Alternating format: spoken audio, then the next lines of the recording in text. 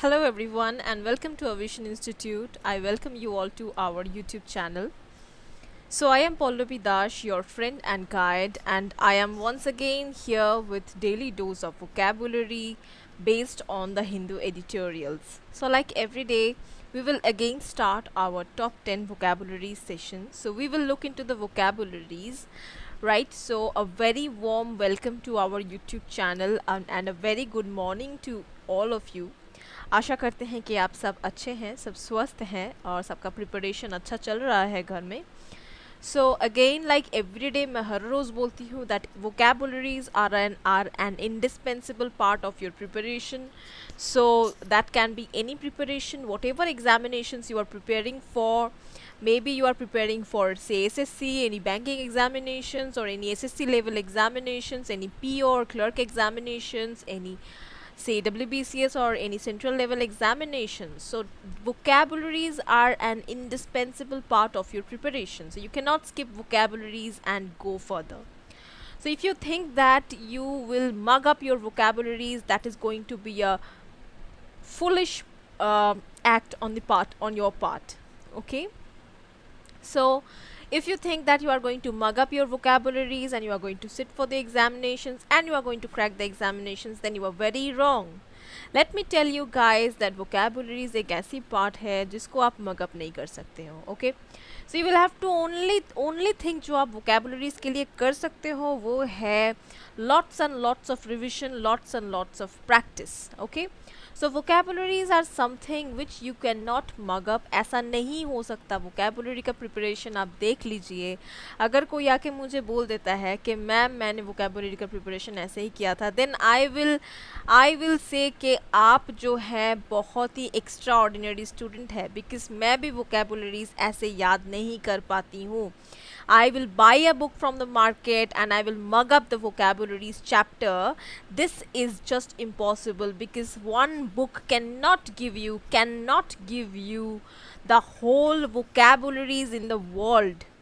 तो इस पूरे वर्ल्ड में आपको जितने वर्ड्स है वो एक बुक के एक चैप्टर में आपको लगता है, अगर आप बुक भी खरीद लेते हो तो पूरे बुक के अंदर vocabularies नहीं आ सकते. That is why vocabularies are very important. That is why you should follow our sessions regularly. So regularly what we do, regularly we extract top 10 words that are essential, that are important from the perspective of your examinations. We extract 10 words and we bring to you those 10 words.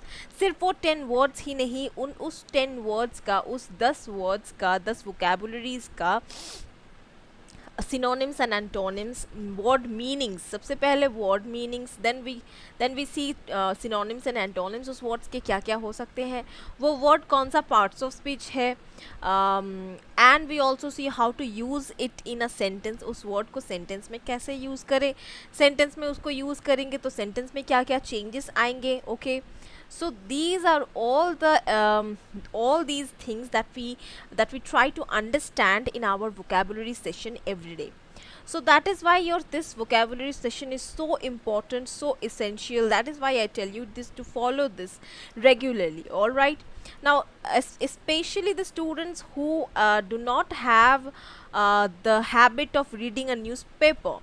So those students especially should follow this session, because if you are not reading a newspaper daily, say any English newspaper, any English daily, if you are reading an English daily every day, then you can afford to skip this session. But if you are not reading any newspaper daily, if you do not have a habit of reading the newspaper daily, then you must follow these sessions. These sessions are very useful. So like every day we will start our session with a motivational line. Let us see what is our motivation for today. For today the motivational line is, आज का motivation क्या है, let us see just quickly. So today's motivational line is, success is not the key to happiness. Happiness is the key to success. If you love what you are doing, you will be successful. Okay, so this line is very important. Wherever you go, whatever you do, this line is very important. तो जल्दी से इस line को थोड़ा हिंदी में समझ लेते हैं. Success is not a key to happiness. Happiness का की नहीं है सक्सेस। मतलब ऐसा नहीं है कि आप अगर सक्सेसफुल हो जाओगे तभी आप खुश होगे। सक्सेसफुल नहीं होके भी लोग खुश रह सकते हैं। इट्स नॉट दैट कि मैं सक्सेसफुल नहीं हूँ तो मैं दुखी हूँ, ओके, तो मैं खुश नहीं हो सकती। No, it's not right. And happiness is the key to success, okay. Now success is not the key to happiness, happiness is the key to success. मतलब अगर आप हैप्पी हो तब आप सक्सेसफुल हो सकते हो। इट्स नॉट दैट कि आप सक्सेसफुल होकर हैप्पी होगे। अनसक्सेसफुल हो गए तो आप अनहैप्पी हो जाओगे, आप दुखी हो जाओगे। बल्कि ऐसा है कि happiness is the key to success. Success के लिए के तरफ पहुंचने के लिए या सक्सेसफुल होने के लिए आपको हैप्पी होना पड़ेगा। if you are not happy, if you are not liking what you are doing, if you don't like what you are doing, if you are not happy with what work you are doing or whatever you are preparing for, if you are not liking it, not loving it, if you are not happy with that, then success cannot come, can never come. You cannot be successful, okay? तो पहले आपको देखना पड़ेगा कि आप जो कर रहे हो उसमें आप खुश हो के नहीं। अगर आप जो कर रहे हो उसमें आप खुश हो, then you will be successful. Nobody can stop you from becoming successful. Now if you love what you are doing you will be successful. This is ये जो है, ये बात जो है, ये हर तरफ हर एक के साथ लागू होता है, सबके लिए एप्लीकेबल है। If you love what you are doing, आप जो कर रहे हो अगर आप उसको प्यार करते हो, उससे खुश हो, उसको आप मन से करते हैं, दिल से करते हैं, लगाव से करते हैं, you will be successful, you will be successful, mind it. Alright guys, so with this motivation for today, let us start our session. Let us see what is our first vocab or our first word for today. So our first word for today is insistence. Insistence is what? Insistent is a part of speech. Insistent is a noun. Insistence का हिंदी में meaning होता है आग्रह, okay? In English you can say a solemn and often public declaration of the truth or existence of something. तो generally insistence का meaning क्या है? Solemn and often public declaration of the truth और existence of something. तो publicly जो declare कर रहे हैं कि हाँ ये सच है, या किसी चीज़ की सच्चाई हम पब्लिकली डिक्लेयर कर रहे हैं, कोई चीज़ एग्जिस्ट करता है ये हम पब्लिकली डिक्लेयर कर रहे हैं, that is called insistence, okay. Synonyms can be affirmation, assertion, declaration, protestation. These can be the synonyms. Antonyms can be disavowal. Okay, this can be antonyms. So how to use insistence in a sentence? Let's see insistence को sentence में कैसे use करें. We got to know by the continued insistence that there was a massive cover up. Okay, there was a massive cover up by the government. तो बहुत continued insistence के बाद, मतलब हम लोगों ने बहुत ज़्यादा इंसिस्ट किया, तो कंटिन्यूड इंसिस्टेंस के बाद, कंटिन्यूड रिक्वेस्ट के बाद, कंटिन्यू इंसिस्ट करने के बाद हम लोगों को पता चला that there was a massive cover up by the government. तो गवर्नमेंट ने बहुत ज़्यादा कवर अप करने की कोशिश की, that we got to know after much insistence. Alright, what is our next word? Our next word is egalitarian. Egalitarian जो है ये एक नाउन है जिसका मीनिंग हिंदी में होता है समानाधिकारवादी, okay, that means equal rights for all, और the person who fights for equality, okay. So we live in egalitarian society. तो जहाँ पे हम लोग इक्वल राइट्स की बात करते हैं, ऐसे सोसाइटी में हम लोग रहते हैं, okay. Meaning you can say in English one who advocates और प्रैक्टिसेस सोशल इक्वालिटी। वही मैंने कहा कि ऐसे एक आदमी, ऐसे एक इंसान जो इक्वालिटी में विश्वास करते हैं, ओके। सोशल इक्वालिटी हो, सोसाइटी में इक्वालिटी में विश्वास करते हैं। सिनोनिम्स इसके हो सकते हैं डेमोक्रेट, लेवलर, ओके। एंटोनिम्स हो सकते हैं स्नॉब, स्नूट, ये सारे एंटोनिम्स हो सकते हैं। अब सेंटेंस में कैसे अप्लाई करें इगैलिटेरियन को? As egalitarians some people have always promoted policies for equal पे।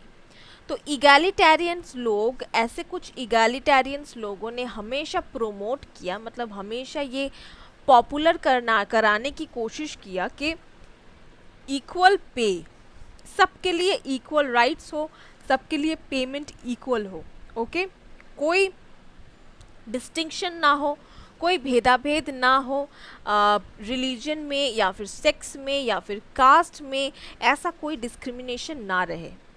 All right, that is egalitarian. So here we have our first idiom for today.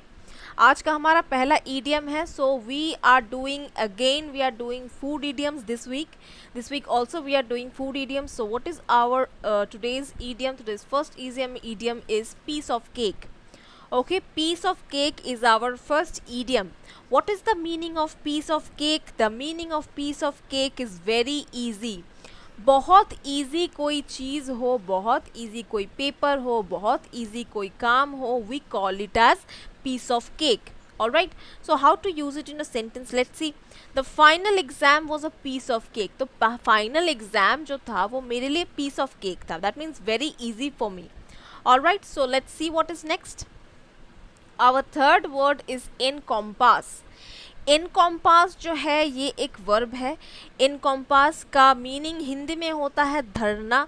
In English you can say to form a circle around. मतलब to form a circle around, you know the meaning of धरना देना, और you can say the protests. okay, so encompass का generally meaning होता है किसी building को या किसी के घर को सराउंड कर लेना राउंड सर्कल में. ओके, घेर लेना. इन हिंदी यू कैन से घेर लेना. Okay, synonyms you can say circle, compass, embrace, encircle, enclose. This can be the synonyms. Antonyms can be exclude, leave out, or miss out. Okay, these can be the antonyms. How to use encompass in a sentence? A necklace of sapphire blue lakes encompasses the town. तो town मतलब शहर को encompass करके रखा है, मतलब घेर के रखा है. क्या घेर के रखा है, किसने घेर के रखा है? Sapphire blue lakes. तो ये शहर जो है ये बिल्कुल ब्लू कलर के लेक से घेरा हुआ है. ओके, घेर के रखा हुआ है इस टाउन को. That is called encompass.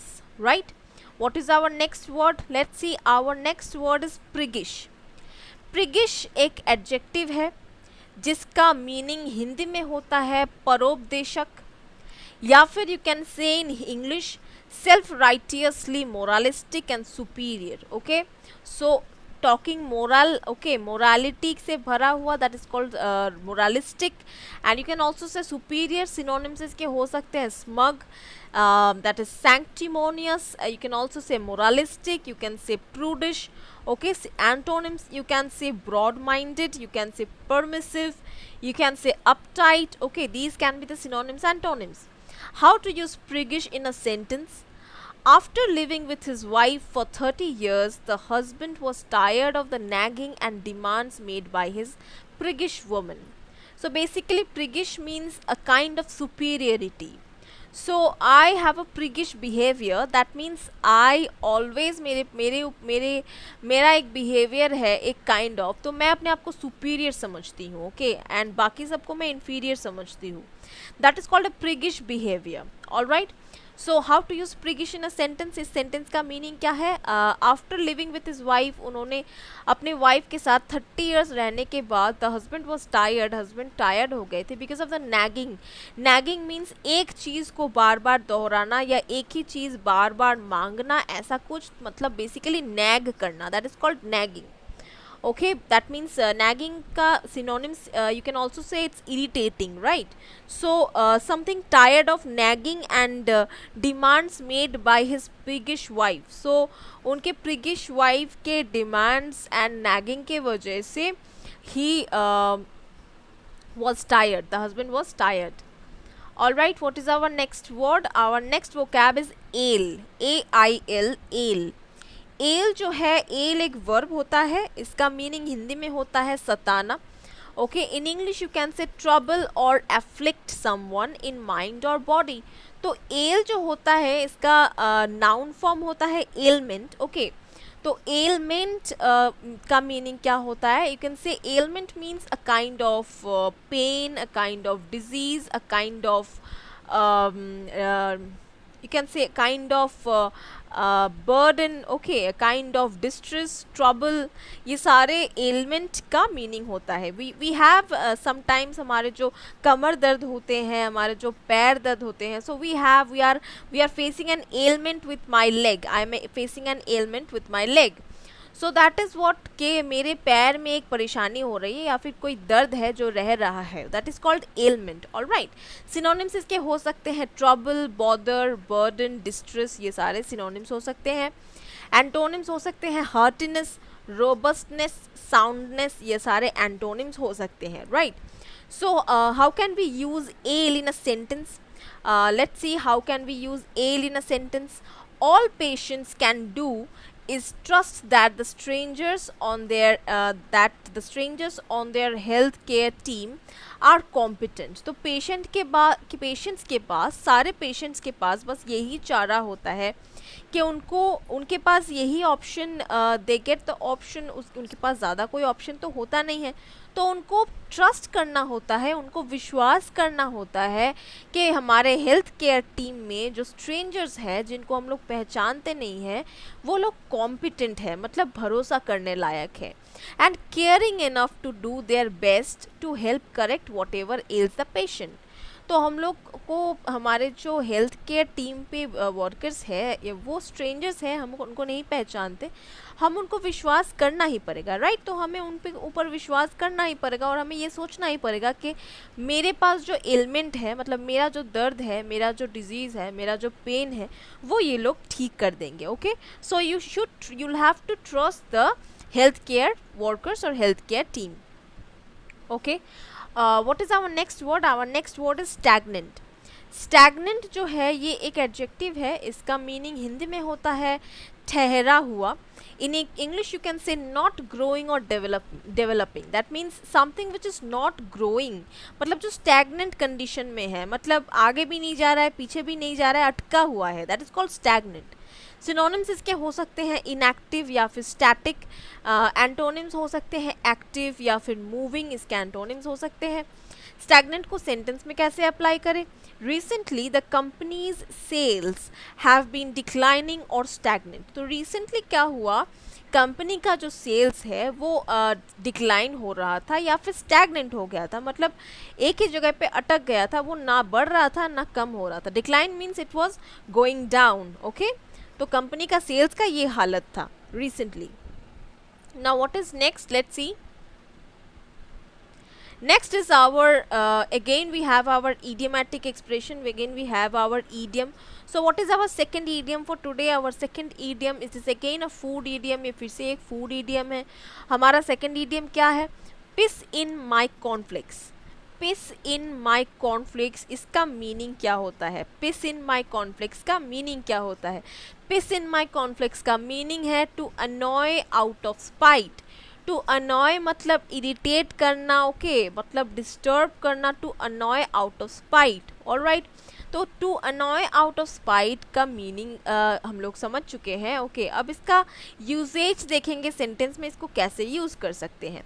She always pisses in my cornflakes because of what I did to her last year.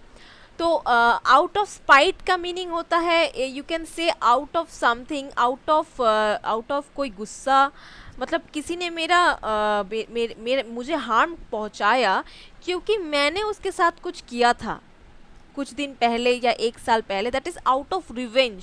So that was a revenge. That is ये इस पर्सपेक्टिव से या फिर इस कॉन्टेक्स्ट पे आप पिस इन माई कॉर्नफ्लेक्स का use कर सकते हैं. So she always pisses in my cornflakes because of what I did to her last year. तो मैंने लास्ट ईयर मतलब प्रीवियस ईयर मैंने उसके साथ कुछ कर दिया था. सो दैट इज़ वाई वो हमेशा मुझे अनॉय करती रहती है, मुझे मतलब हमेशा मुझे परेशान करती रहती है, मुझे इरिटेट करती रहती है. Okay. That is called piss in my cornflakes. What is next? Let's see. Next is our next vocab is fidgety.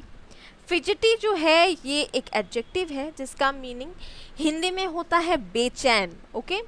In English you can say inclined to fidget या फिर रेस्टलेस और अनईजी. तो restlessness या फिर uneasy feel करना, मतलब you can से बेचैनी फील करना, that is called fidgety.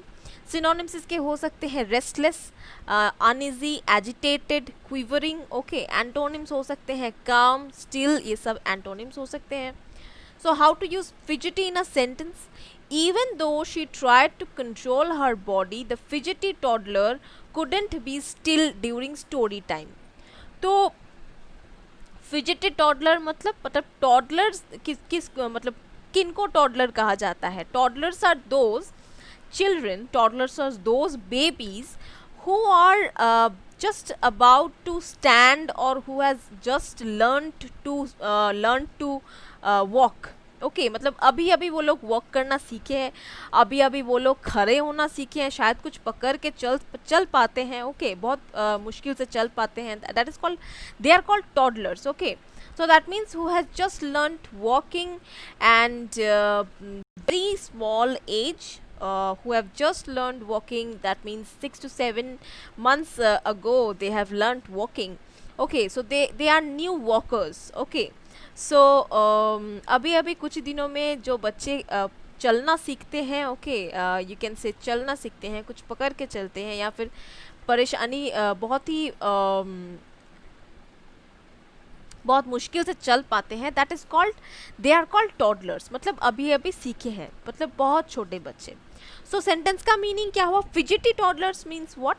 Fidgety toddler means toddlers are generally बहुत बदमाश होते हैं, वो एक जगह पे ठहर कर बैठते नहीं हैं, that is called fidgety toddler, मतलब वो बहुत बेचैन होते हैं वो लोग कोई चीज़ के लिए। So even though she tried to control her body, तो टॉडलर ने, वो बच्चे ने, शी वॉज अ गर्ल, तो उसने अपनी बॉडी को कंट्रोल करने की कोशिश किया, लेकिन ड्यूरिंग स्टोरी टाइम जब उसको स्टोरीज सुनाया जाता था उस टाइम पे शी कुडंट बी स्टिल, वो बिल्कुल स्टिल नहीं हो पा रही थी, वो बहुत बेचैन हो रही थी, okay. What is our next word? Our next word is underlay. Underlay जो है ये एक वर्ब है जिसका मीनिंग हिंदी में होता है बुनियाद, okay. In English you can say place something under, especially to support or raise it. तो किसी चीज़ के नीचे एक सपोर्ट देना, उसको उठाने के लिए या फिर उसको सपोर्ट देने के लिए, ओके। सिनोनिम्स इसके हो सकते हैं control, determine, manage, regulate. Antonyms हो सकते हैं एबंडन, लिबरेट, मिसमैनेज, नेग्लेक्ट, ये सब इसके सिनोनिम्स एंटोनिम्स हो सकते हैं। Now how to use underlay in a sentence? Construction workers will underlay a support beam beneath the drooping floor in an effort to make it more secure. तो कोई floor था वो ड्रूप हो रहा था, मतलब वो झुक रहा था, तो it's condition was not good. तो कंस्ट्रक्शन वर्कर्स ने क्या ठीक किया कि वो लोग एक सपोर्ट बीम लगाएंगे, वहाँ पे फ्लोर के बीच में वो लोग एक सपोर्ट बीम लगाएंगे, सपोर्ट बीम अंडरले करेंगे, मतलब उसके नीचे सपोर्ट जैसे लगाएंगे, that is called support beam, okay. So they are going to underlay a support beam, okay. Now what it will, इससे क्या होगा? It will make it more secure and strong, okay. What is our next vocab? Our next word is berate. Berate जो है ये एक verb है जिसका meaning Hindi में होता है गाली देना, okay. In English you can say cold or criticize someone angrily, मतलब गुस्सा होकर किसी को बहुत खराब भाषा बोलना, that is called berate. Synonyms इसके हो सकते हैं कैस्टिगेट, चैस्टाइज, लम्बास्टे, रेप्रीमैंड, ओके। एंटोनिम्स इसके हो सकते हैं अप्रूव, एक्सटॉल, लॉर्ड या फिर प्रेज, ये सारे एंटोनिम्स हो सकते हैं। So how to use berate in a sentence?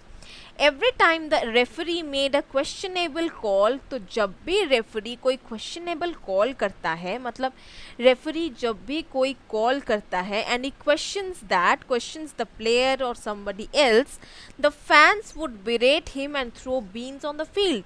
जो फैंस बैठे रहते हैं चारों तरफ, वो फैंस क्या करते हैं? बिरेट हिम, मतलब उनको गाली देते हैं रेफरी को और बीन्स फेंकते हैं फील्ड में, ओके।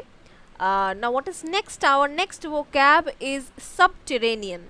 Subterranean जो है ये एक एडजेक्टिव है जिसका मीनिंग हिंदी में होता है भूमिगत, ओके। भूमिगत, इन English you can say a secret or something concealed, that is called subterranean.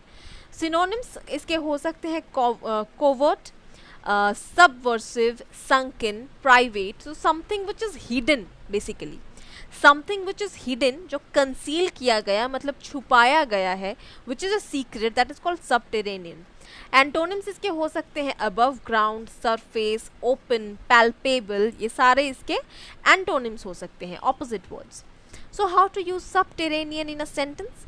The robbers are digging a subterranean path, मतलब रॉबर्स जो है मतलब डाकू जो है या फिर चोर जो है वो क्या कर रहे हैं, डिग कर रहे हैं, मतलब वो लोग छेद कर रहे हैं मिट्टी में, मतलब they are digging the ground and making a subterranean path, नीचे से एक रास्ता बना रहे हैं मिट्टी के नीचे से, ओके, अंडरग्राउंड एक रास्ता बना रहे हैं, that will allow them to enter the bank from underneath the vault's floor. तो बैंक में जिस रूम में वॉल्ट रहता है, मीन्स द वॉल्ट जिसमें वो संदूक जिसमें रहता है, जिस रूम में, उस रूम तक पहुंचने के लिए अंडरग्राउंड से एक सुरंग बना रहे हैं, ताकि वॉल्ट का जो रूम है उसके अंडरनीथ से, मतलब वॉल्ट के रूम के नीचे से वो लोग वॉल्ट के रूम में घुस पाए. Alright, that is the subterranean path, that means underground. Okay, so this is our last idiom for today. What is our last idiom? Let's see, हमारा लास्ट ईडियम क्या है? ये भी एक फूड ईडियम है. क्या है? Put all of the eggs in one basket. तो मतलब एक बास्केट में सारे अंडे डाल दिए. तो ये इसका मीनिंग नहीं है. इसका मीनिंग क्या है? रिलाई ऑन वन थिंग, मतलब एक ही चीज़ के ऊपर पूरा भरोसा करना या फिर पूरा एक चीज़ के ऊपर सब कुछ छोड़ देना, that is called rely on one thing, मतलब एक ही चीज़ के ऊपर मैं डिपेंडेंट हूँ. Okay, now how to use this idiom in a sentence? Let's see. He dedicated all of his time to baseball. तो वो अपना पूरा टाइम बेसबॉल पे ही डेडिकेट करता है, मतलब पूरा डेडिकेशन उसका बेसबॉल पे है. If he puts all his eggs in one basket, अगर वो एक ही चीज़ के ऊपर इतना रिलाई करेगा, एक ही चीज़ के ऊपर इतना टाइम देगा, हम अपना पूरा टाइम, पूरा ध्यान, कॉन्सेंट्रेशन एक ही चीज़ के ऊपर अगर वो लगाएगा, he may not have an alternative career to rely on. तो उसके पास कोई कैरियर ऑल्टरनेटिव तो नहीं बच रहा है, उसके पास एक ही कैरियर होगा, अगर वो डूब जाए तो वो भी पूरा डूब जाएगा. तो there should be a career alternative, जो आपको हमेशा तय रखना चाहिए कि ये काम नहीं हुआ तो ये होगा. So I can alternatively choose my career.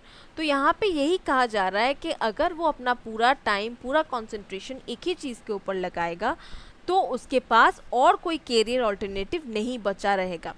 Okay, so that is called put all the eggs in one basket. So guys, this was all about today's session, and I hope you liked the session. Today we did 10 top 10 vocabulary words with 3 idiomatic expressions. Today we did food idioms, and maybe next week we are going to do different kinds of idioms. So stay tuned, keep watching our videos, and yes keep sharing it with your friends and relatives. अगर आपको अच्छा लगे, अगर लगे कि इन videos की ज़रूरत है आपके फ्रेंड्स एंड रिलेटिव्स को, अगर आपके कोई भी हो, anybody who you know needs this videos, then please share it with them.